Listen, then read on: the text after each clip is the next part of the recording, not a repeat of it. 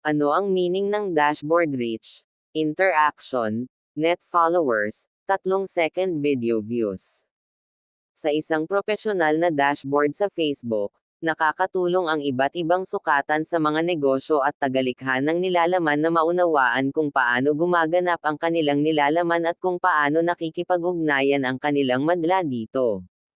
Narito ang isang breakdown ng mga terminong binanggit mo. 1.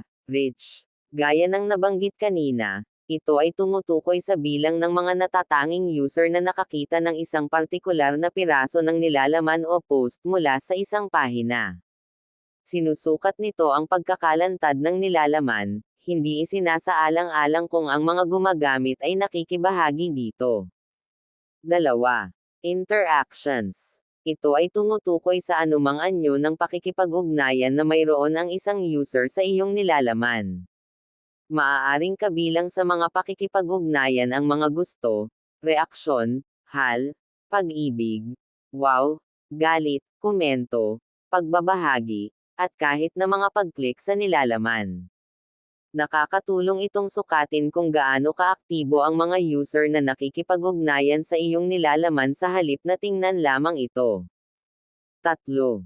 Net followers. Ipinapakita ng sukatang ito ang paglaki ng mga taga-subaybay ng iyong page sa isang partikular na panahon. Kinakalkula ito sa pamamagitan ng pagkuha ng bilang ng mga bagong tagasunod at pagbabawas sa bilang ng mga user na nag-unfollow sa iyong pahina. Ang isang positibong bilang ng net follower ay nagpapahiwatig ng paglaki, habang ang isang negatibong bilang ay nagpapahiwatig ng pagbaba ng mga tagasunod. 4. 3 second video views. Ito ay tumutukoy sa dami ng beses na napanood ang isang video nang hindi bababa sa 3 segundo. Ginagamit ng Facebook ang sukatang ito bilang pangunahing sukatan ng pakikipag-ugnayan sa panonood ng video.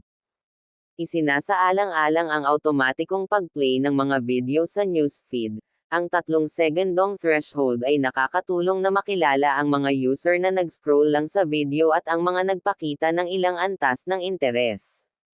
Tandaan na habang nagbibigay ang mga sukatan na ito ng mahahalagang insight, mahalagang isaalang-alang ang mga ito ng sama-sama at ayon sa konteksto upang makakuha ng holistic na pagtingin sa pagganap ng iyong content at pag-uugali ng iyong audience.